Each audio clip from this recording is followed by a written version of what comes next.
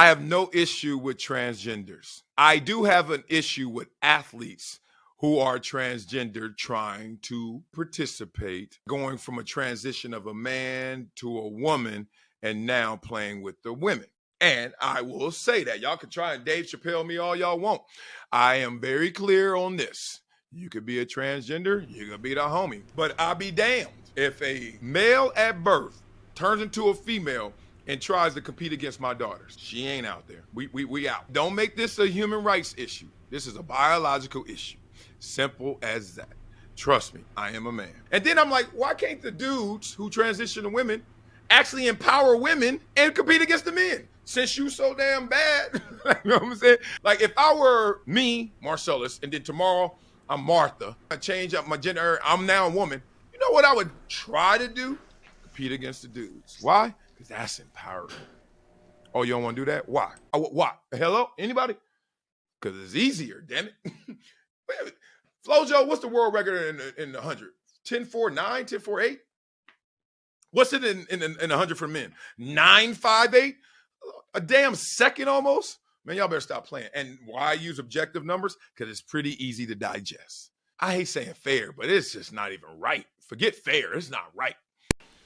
Salute to you, Marcellus Wiley, for speaking truth to power and actually having the balls to tell the truth no matter what.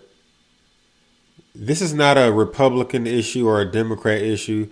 This is not a black versus white issue. This is not a liberal versus conservative issue. This is an issue of right versus wrong. And every masculine man, every man who has balls and lets them hang, knows this man spoke the honest to God truth. And we need to have more unapologetic black men speaking up with large platforms and small platforms. Marcellus Wiley just happens to be an ex-NFL player. He was a tight end for the Buffalo Bills, the Cowboys, and a couple of other teams. I can't think of all the other teams he played for, but he played for like 3 or 4 teams. But that's irrelevant. What's relevant is you have a growing number of black men specifically that's getting sick and tired of being sick and tired of seeing this craziness being just forced down our throats. Now, I don't have any kids yet. I want kids. But some of y'all brothers have daughters. And of course, white folks been having this battle for a long time. But black folks, we've been basically silent about a lot of this stuff. Because the majority of us vote Democrat. And the Democrat Party is the party that support all this foolishness.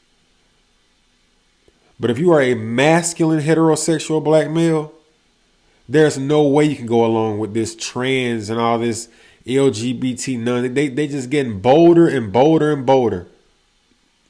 Like I said, whether you have kids or not, it's time to take a stand for righteousness. Because what about our nieces? What about our cousins? You got some young girls in your family, whether you have daughters or not. And like I said, if you got a little girl or more than one daughter, you should be infuriated at what's happening. Not every black man or white man, it's not even about race. Not every man, period, can afford to put his child in private school where they don't got to worry about this stuff. It's time to take a stand. Like, it's been past time to take a stand. All we got to do is stand up and tell them no. Because you know a lion is an apex predator. Don't nobody check the lion in his domain. Nobody. He'll rule his domain side by side with his lioness. The lioness is the female. She gonna do what he tell her to do. But don't nobody check no lion. So if we just stand up and say enough is enough, who gonna check us? Who?